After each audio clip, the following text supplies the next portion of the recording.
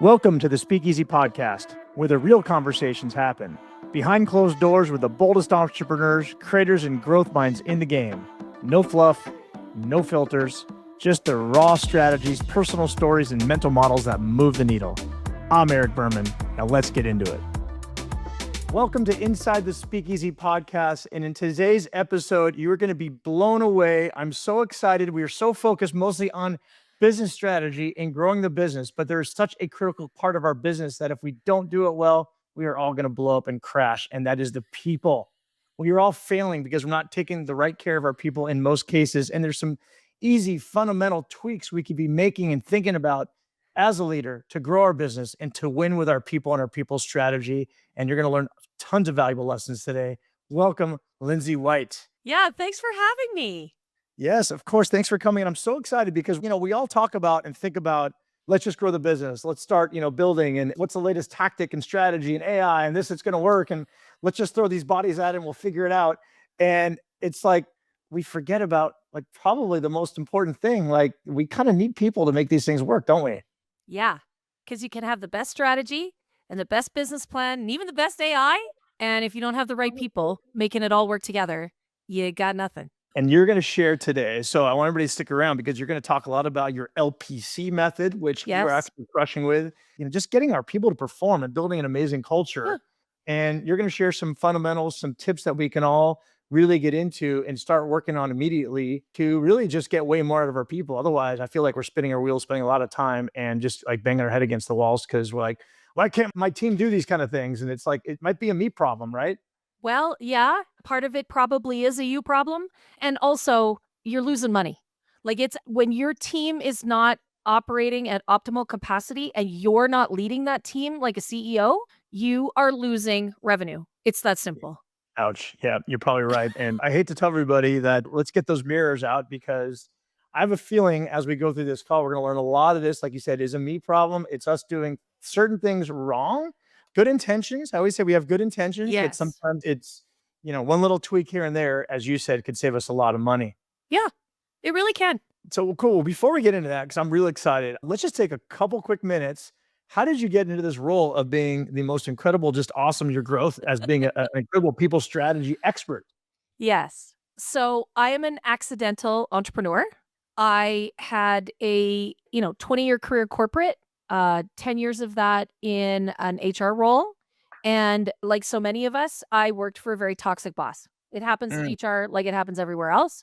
Yep. I quit my job in the middle of a meeting with her because, quite frankly, I just couldn't tolerate it any further. I knew I wanted to be a coach. So I have 2 internationally recognized coaching designations as well as being an HR professional. Nice. And I, negotiated my severance like you do. And then I left and I went in and started my coaching certifications. And one of my colleagues actually challenged me.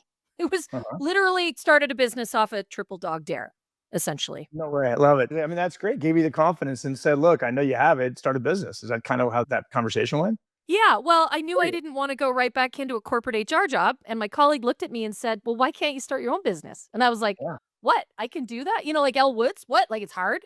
And I was like, oh, yeah, I could try that. And she's like, okay, that's your accountability. And I was like, oh shit. Ooh. Wait a minute. What have I done? Yeah. And now, 6 years in the business, here I am. And then who are you primarily serving out there? What kind of business owners? Is it still the big corporations? Is it more small businesses? Yeah. So my clients are entrepreneurs and small business owners. I do focus quite a bit on female founders, but I always say that I don't care what your plumbing is. I care what kind of person you are and what kind of business you want to build. So I have some really great guys in my practice.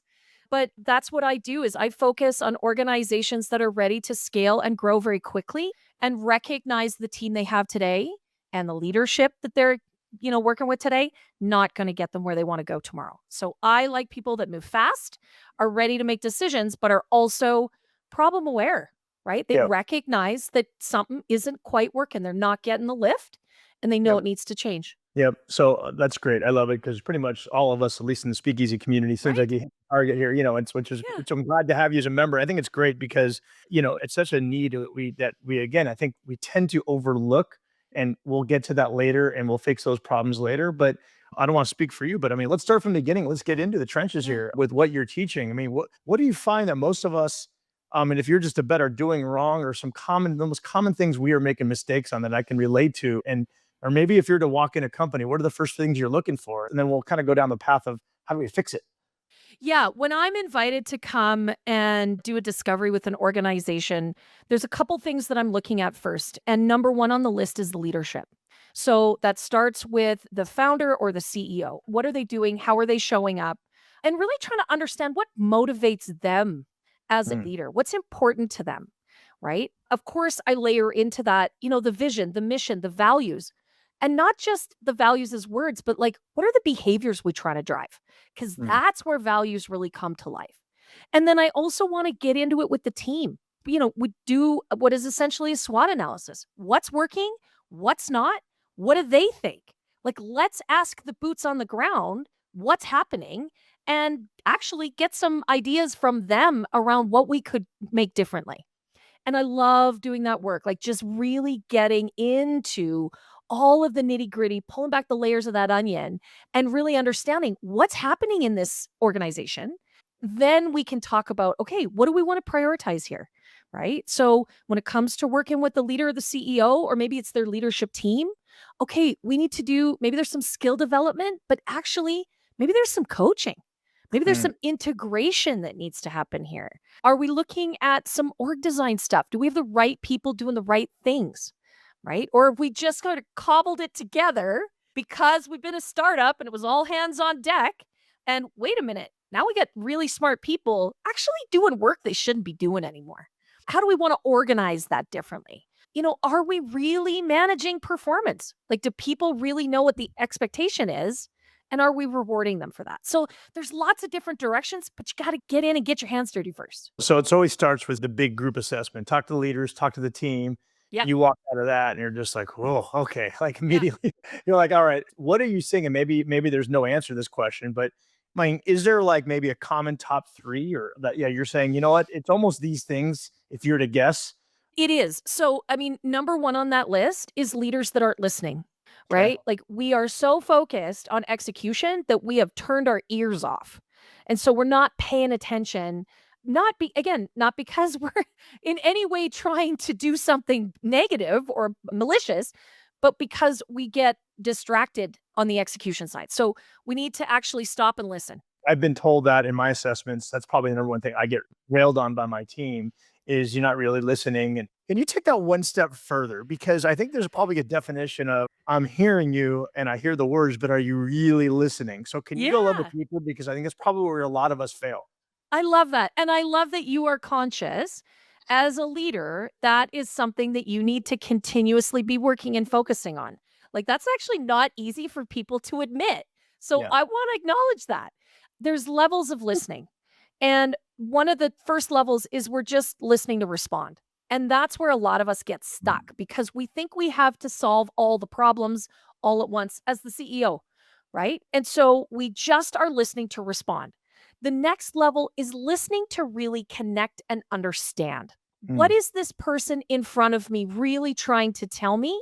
And turning on our curiosity, right? So it's listening coupled with deep curiosity. And that includes follow up questions. Tell me more. What about this? Help me understand. Here's what I heard you say, right? So we're really engaging in the listening. And I know that sometimes that's tricky. I hear from CEOs, well, I don't have a lot of time. But if you don't take the time, you're missing important and valuable data that could be costing you. I would say, as you're saying this, and what I've learned, it's not only the data, it's telling the employee you care enough to Yes. hear what they have to say and them not Yes. being afraid of sharing ideas. The second time around, Yes. you get ignored. Right. And that idea could be a brand new line of business, could be a whole new offer, could be a customer that doesn't walk out the door because they've given you information. You can fix it and make it right. And then that client comes back to you and says, here's more work. Love it. Yep. Yeah. So listening is number one. And then from there, it's really about the communication channels. How are we communicating with each other? And what I find, I'm just working with a client this morning, and they think that they have actually told people They think they've been clear with the accountabilities, and Mm. yet something isn't happening. We're not shifting. So, going back, what have you heard? What do you need from me? Again, really deeply connecting and questioning, pulling out on all our beautiful curiosity so that we can actually create communication channels as a sender so the receiver can get it. Because Now, is that's that what's happening. so is that just a matter of taking that extra question and doing the whole, so let's review what we talked about. Can you tell me what you heard? And can Yeah. we just like just getting them to repeat back to you, sort of communication 101 that we skip over? 100%. So it could be the reflecting. We've had a big meeting. There's been a lot of information. Take this away. Send me an email tomorrow and let me know what you heard as the priorities here. And then let's make sure we're on the same side. It could also be the language that we're using. Perhaps we're speaking CEO, right? Yep. And that's not the lingo that they are working in. So we need to be careful about our choice of language. We got a million different communication channels. We got Teams, we got Slack, we got email, we can text, we got WhatsApp, like all the things. Mhm. Where does this communication need to go so that it's Mm. as effective as possible, right? And let's standardize some of that so we always know that this type of connection and communication goes in this place. Got it. Just having, okay, I didn't even think about that. It's almost an SOP for types of communications go here, this goes there. Could be. Wow. Okay. Could be that simple. Like that's the tricky part, right? We don't know unless we actually get granular with it. Yep.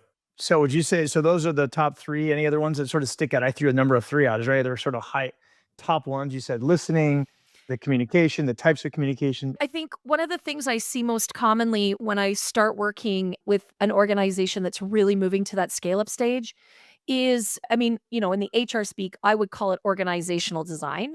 But the analogy I use is it's the bouncing balls. There have been so many bouncing balls, and everybody, wants to do work that's valuable. They want the organization to be successful. And they see a ball that's bouncing and they think, oh my God, I got to pick that ball up. And Mhm. suddenly they have a whole bunch of balls and none of them actually make any sense. They're Hmm. doing 15 different things, trying to have 15 different levels of expertise. And in fact, what it does is it slows us down, it gets in our way, and they feel like they're failing. Right. It's just a product of moving from the startup to the scale up space. And so we actually need to understand what are all the things and then what actually makes sense. Who should be doing that particular task or role? And how do we resource that effectively so that everybody gets to do the work that they love and they feel valuable doing? Got it. So you're saying a natural evolution. If I'm hearing what you're saying, Yeah. is as we scale and grow, we probably get in the habit of this thing goes to this person. They seem like the right one to do it. We just keep throwing more and more without Yeah. ever taking a step back and saying, well, wait a second. Yeah. At this now next phase or jump, just because they're title X doesn't mean they're necessarily the right person to do this task. Back to your earlier comment, another example of how we're losing money. I can weave that into a few things you said. Number one, I mean, all these examples, I can see how we're losing money, right? You have the Yeah. wrong butt, right, wrong seed to do it. They're less Yes. motivated, they're failing, they're feeling frustrated. You're then Yes. getting frustrated, and the task isn't getting Yes. done correctly. Money lost, not listening, missing that big idea, money lost, not communicating correctly, or people, failing to do the job. Simple thing. So, why do you think we're failing as leaders? What suggestions do you have? Because again, we're all overwhelmed. Yeah. Yeah. Chaos. I can't get to my emails, Chaos. my calls. I'm too busy. But you're going to say that's all great, but you're not making it a priority over other things, I imagine. And so, how do we prioritize these things and make Yeah. this a little bit simpler for us? Yeah. I think one of the important things that I do with the CEOs that I work with is we actually evaluate your job too. What are Mhm. you doing? What is on your plate? What do you actually love doing? Because what I find personally and with my clients is that actually as CEOs, we end up doing a bunch of work we really don't love. And then what is the work that maybe you have to do? Listen, there's part of every job that would probably don't really like, but it's got to be part of that job. And the CEO is the same way. Yep. But and then what's the work that if you never did it again, you would die happy? Right. And how do we reorganize your role so we start to include the important things that perhaps are getting left out, like being the culture champion, telling the story and enrolling people in the vision? Maybe Right. for some people, it includes being the face of the organization, being more involved in business development. I hear that a lot, right? And Yep. then what are the things that actually are still on your plate left over from startup mode that don't belong there anymore? Right. Let's figure out how we resource that differently. free you up so you can go and be an active listener, so that you can go and really connect and be curious, and that actually you can start to help other people manage Right. their roles differently. I love everything you're saying. It's brilliant. I think it does start back with us and putting us. So the next obvious question you might get from this, and I imagine there's a lot of people. I always talk about the genius matrix, which is kind of what you Yeah. talked about, right? You want to go to what you're good at and what you Yeah. love to do as much as possible, and get rid of the other quadrants of, Yes. you definitely get the quadrant of you hate doing this work and you're not doing it, and you're not good at it. Like Yeah, exactly. Right. you or team members should not be in that quadrant. No. But what if me as a leader, because you're getting, and I'm also going to my days of learning through entrepreneur operating system, EOS and all that, and the leader Yeah. being the visionary culture, Yeah. big deals, all that kind of stuff you just described. So what happens if I'm the founder leader here, but maybe those things you said I'm not actually good at? Maybe I'm a Yeah. big introvert and don't, and I'm not saying it's introvert extrovert thing, but I mean, you could be an introvert, but sharing the vision, communicating, and I'm more of the hermit, let's say, or the person that Mhm. doesn't want to talk to people as much. I just want to be behind it. I want to go be building thing, building the product. Then I What think happened there? that's an entirely different conversation. Yep. I think then we have to discuss, Hmm. right? What is the right role for you? Hmm. Because the CEO job does include some of those things, That's right. right? Or is there a way that we resource that work differently so that you are free to do the work where your genius lives? I mean, I love the phrase zone of genius. But Right. how do we start to do that differently? Are there other people that we can include as a culture champion? Maybe you have a COO that can actually embrace that role in a bit more of a present day to day way. You still got to do some of the lifting, right? If you Right. want to be in the CEO chair with great responsibility, what's the phrase? With great power comes great responsibility, Right. right? I don't let my CEOs off the hook, right? You got a job to do like everybody else. And sometimes there are parts of it that maybe aren't your favorite. That's Mhm. okay. Let's figure out how to make that authentic for you. What So, does feel right? so here's a good question. So I love what you're saying. This needs to happen from the CEO, or there's certain things that need or Yeah. require the CEO. Yeah. So if I'm here, is it a matter of, so I guess the question is, can you delegate those types of things to the COO and stay in the CEO seat? Or you're like, you know what, at some point you got to put your ego aside and say, this is the role of CEO. Maybe you need to have a different C title and still feel good about yourself and get your ego stroked. But you can't do both. You can't have that title. So is it really a title thing? The role of the CEO has to do these things. And if that's not you and you're not willing to step up and learn and make this comfortable, then you got to get out of Yeah. that seat. Yes and no. Do I think that in most circumstances that is the right move? Is that if you want to be the CEO, this is part of the CEO job? And if you're not comfortable with it, let's do that coaching work, right? Yep. Let's get you into a space where you feel calm and confident that you can deliver that message. Right. Perhaps a bit more support from your C suite, right? There's a space for everyone to play a part in that work. And if all you want to do is be the genius behind the thing, then go be the genius behind the thing. Let someone else step into that work. You're going to be happier. And the truth is, again, get the right bum in the right seat. And sometimes it might be letting our ego go and say, I need to take a different role and put somebody else to do this job. And I think Yes, what you're saying and what I want people to hear is those roles are fundamental to the success of the business, those they are. cultural things and people roles. And if we don't have the ability or desire to want to do them, then we got to get out of the spot. And it's critical. And so, okay. And you said, if not, you're losing money. You're actually hurting your own company. Is that, I don't think anybody else wants to do that. And I don't see that CEOs set out to do that, but Right. I mean, it breaks my heart because I see organizations where the CEO just cannot let it go. Like, Yeah. I have to be the founder and the genius, but I also have to be the CEO. And in the meantime, chaos reigns, right? The Right. rest of the organization feels rudderless because they don't have somebody at the top of the pyramid saying, this is where we're going. This is how we're going to get here. This is what we're going to do to make it happen. We have someone that has abdicated that responsibility, and the rest of the business feels it. Love it. Let's turn to the team now, to the Mm. employees.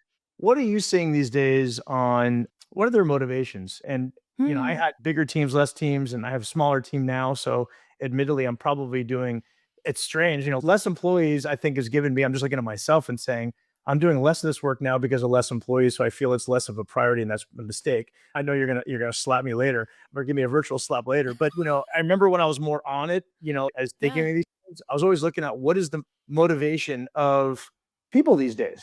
What are you seeing? Yeah. Well, I mean, I think, in every, and when we talk about, particularly this younger group of workers that are coming into the space, we tend to, use pretty broad brushes when we talk about it. But certainly, I think what we're seeing, particularly since COVID, is that people really reevaluated what they care about the most, their values, and that those have shifted. I don't think that you stop having one value and necessarily start having a different one, but I think their level of importance and how we want to express that value shifts. And global pandemic, hands Yep. down, going to change the way that lives. And so, yes, we see people that actually their value of family it looks different because we got trapped with ours for, a Yeah. year and a half, or maybe we didn't get to see family for, and so that value has shifted. Things like integrity, right? Value of integrity right now, especially as Mm, we see things shifting in the political landscape being very challenged for people, right? And so we are, whether we define it that way with that word, that we're really feeling that. And mm, so, yes, I think people are looking for things like flexibility more than ever before. But I think what doesn't change is that we all want to do work that adds value. We all want to have some level of ownership over that work. And for the vast majority of us, we want to feel like that work's going to have an impact. And if nice. we can figure out what that looks like for the individuals on our team, and we can help them create that and be clear, they get to create it. We set the table, they make it happen. That actually is incredibly engaging for people. And to your point earlier, we let them know that we care about them, right? Right. We actually give a shit about them as a human being. Right. And other than listening, the last point, because I think it's such an important one that I remember, what other than just repeating back to them and active listening, any other suggestions you have for us to, let our people know that we do care about them Yeah. and that we are listening? Turn off the Put your phone. phone down and turn the ringer off. Like, I cannot tell you how many times I see leaders and they're like, "Oh, yeah, I totally had a conversation with them." And you checked your Teams 15 times. Like, I can tell you're looking at your Teams on the other screen. Right, right, Turn it off. Put it on right, do not disturb. It's okay. You can have a half an hour conversation with someone. The world's not going to fall on itself. And if it right. is, they'll call or text or whatever. But like literally have presence with them. If you want Mhm. to show people you care, just show up the right way. Mm, Like mm. that's number 1, right? Love Like, and it. physical, your body language, lean in, make eye contact, right? Again, you're back to comms 101 here, but Mhm. we forget. In our busy multi-channel world, we forget. Got it. I love it. When we were talking earlier, you have your own LPC method. What does that stand for? Tell me a little bit more about your LPC method. Yeah. So it stands for leadership, people, strategy, and culture. And I Okay. think that these are 3 key levers in our business, especially as we are looking to grow and scale. And you said it, they get missed, they get Mm, overlooked, right? So leadership for us, but also I believe everyone on your team needs to think about themselves as a leader. How mm, do we define that? What does that look like individually and collectively? And then a strategic approach to our talent. We have a strategic approach to our capital, to our marketing, to our operations, but very rarely do we have a strategic approach to the people that get the work done. People add all the value in our organizations, right? Like they create something out of nothing for us. And they're the ones that are linked in with our clients. They get great data for us. They're linked in with our vendors, right? And so if we are not really thinking strategically about our people, we're missing out. Can you do a little bit deeper? Because I want to make sure I fully get that. People strategy. What's an example of thinking strategically about our people? Yeah. So just in the same way that you would have a 1 year, 3 year, and 5 year business plan, you Yeah. need a 1 year, 3 year, and 5 year people strategy. What are you going to need? Who are you going to need? What are they going to be doing? And how does that connect to the goals and the KPIs and all of that? Got Right. it. So when I do this work, it is very, very strategic. So it's bums in seats, but bums in seats at the right time. And who's driving the bus and what's the rotor on all of it? Yep. And Got it. what are the systems that support performance? Got it. Like, as does Yeah. that mean like reviews and communication systems, or what do you mean by that? Yeah, I mean the whole ecosystem. Okay. So, in HR language, we talk about the employee life cycle. So it's everything from, we would look strategically at what are we trying to accomplish in our business plan in the next 3 years? Okay. What does the organizational structure need to look like to support getting that work done? And that includes communication channels. But it's also we get granular. What are the roles that we think? What are the skills and experience we're likely to need? And so everything from designing the job through to recruitment and onboarding. And then how do we help people enhance and grow through performance and learning and all of those things, all the way through to what does the next level look like, or potentially what does the exit look like as the business shifts and changes, Mm-hmm. and maybe that role isn't needed anymore, Mm-hmm. right? Is it a consultant or a contractor? Is it employee? Is it full-time? Is it part-time? Right? Right. But really thinking high level strategy around who's on the bus, where, when, why, and what are they doing? Love it. Love it. Yeah. Okay. Thank you for that. And then the Yeah. C, the culture, the last letter. Culture. Yeah. Wrapping it all up in a culture where people feel like they belong. Okay. Because when people feel like they can truly show up as themselves and they, can deliver work that's impactful, makes a difference, they deliver great work. They'll Right. do more work better. Right. Yeah. I love it. I love Okay, so on all three of those, that's brilliant. And then I have a feeling I know we're gonna go on this one too, because this is really helpful I mean, and, I know everybody talks, "Hey, people, can you tell me about hiring? Like, how do I hire Yeah. and find the right people? And what do I do?" And, I gotta imagine a lot of us running, the rat race we're running, we Mhm. go out there, do the quick hire, throw them in the Mhm. fire and say, "Let's go," and wonder why they don't perform all the time. So what do you see that's common mistakes, and what could we all be doing a better job of on the Yeah. hiring side and Number onboarding? one common mistake, the first and foremost, and probably the most important, is writing a really shitty job description, Okay. right? And I see it all the time where we talk for the first almost full page about our business and how we started and what we do and the product we sell and the people we work for. And then we start talking about the job. Okay. And I flip that on its head. Actually, I think what you got to do first is you got to talk about who you're looking for. What are their attributes? What are their competencies? Speaking, if you love doing this, Mm, this is the perfect job for you.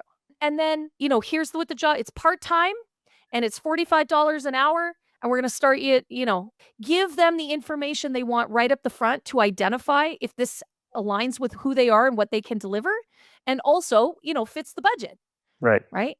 Then start talking about, and here's why we do what we do. Bring in your values.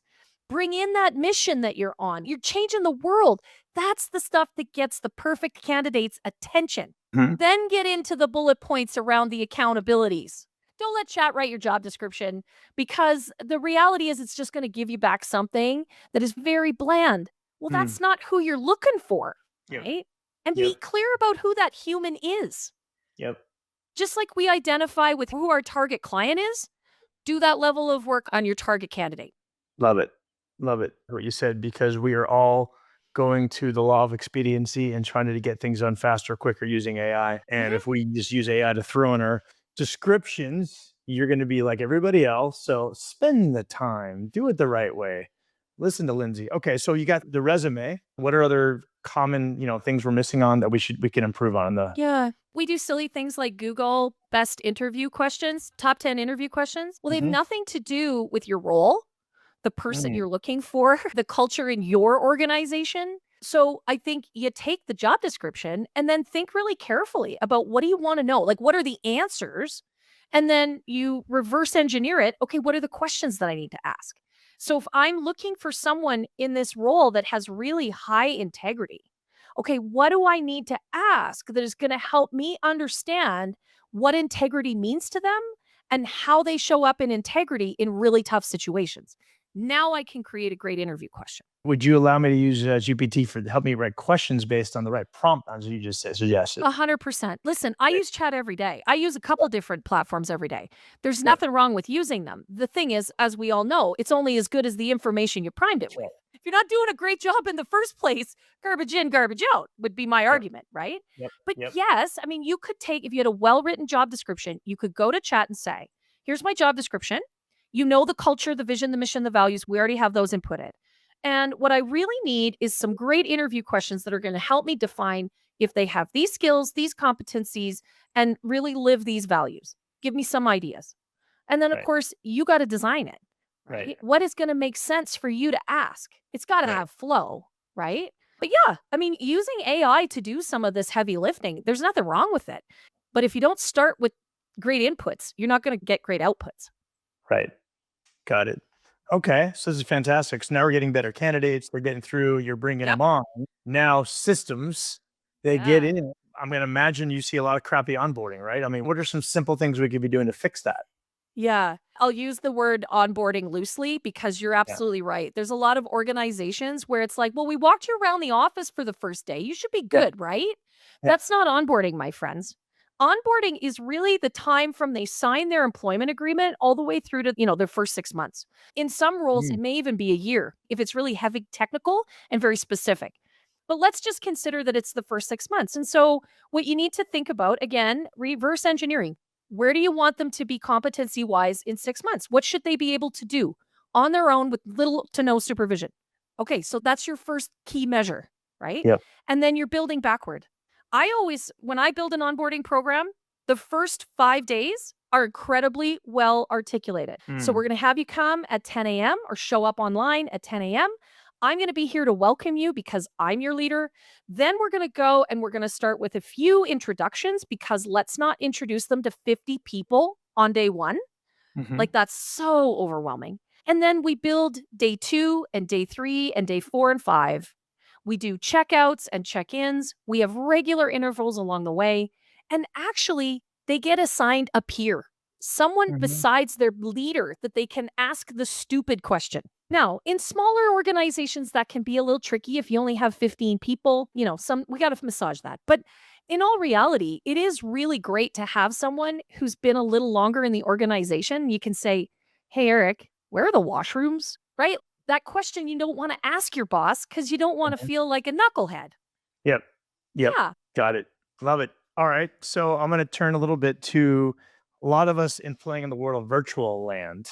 Yeah. So I struggle with this. Others do. Went from in person, lots of employees, to now everybody in Zoom land.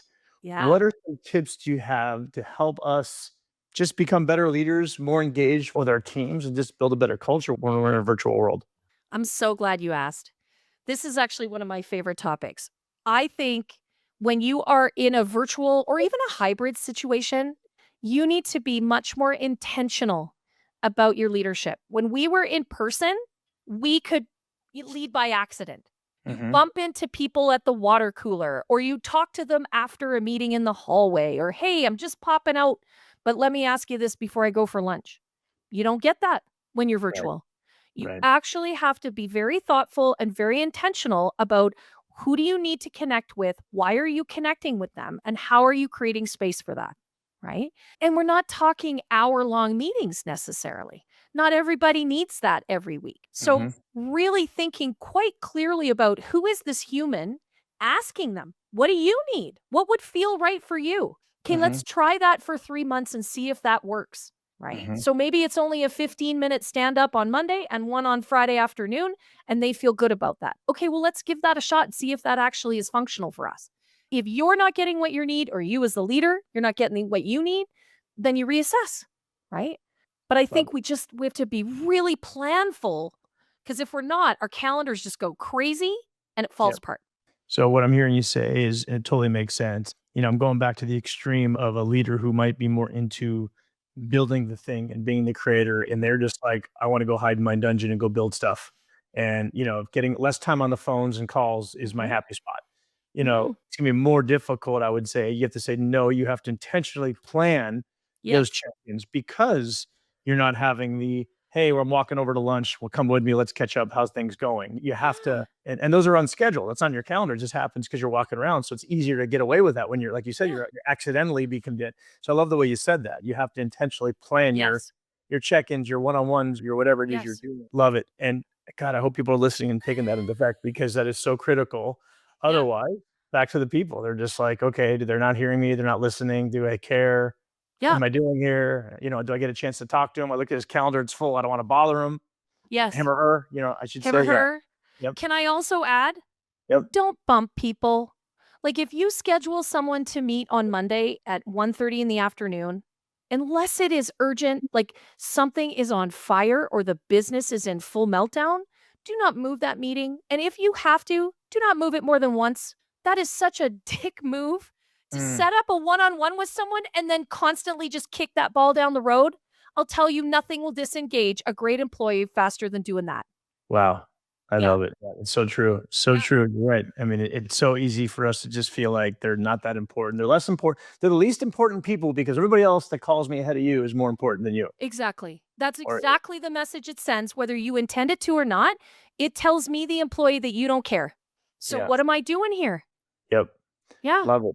This is great. What other I can go on to you for a long time. This is fantastic. So maybe I'll just round this by Yeah. saying at some point, hopefully everybody gets an opportunity to work with somebody like yourself. But for those of us that aren't able to do that quite yet, whether it's just timing or financial, or they're just not there yet, where do you start? What are maybe one or two things we should just really think about as you listen to this podcast that they should just start? Because we covered a lot of topics today. We sure did. Yeah.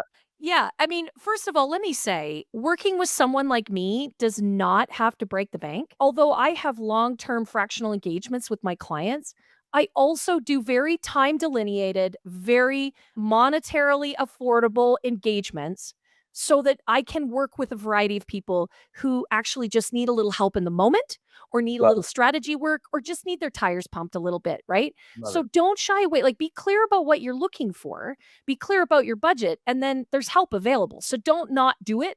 But I think, in terms of what can you do today, as my grandmother would say, use your ears and your mouth in the proportion they exist on your face, right? Do less talking and more listening. Get deeply curious.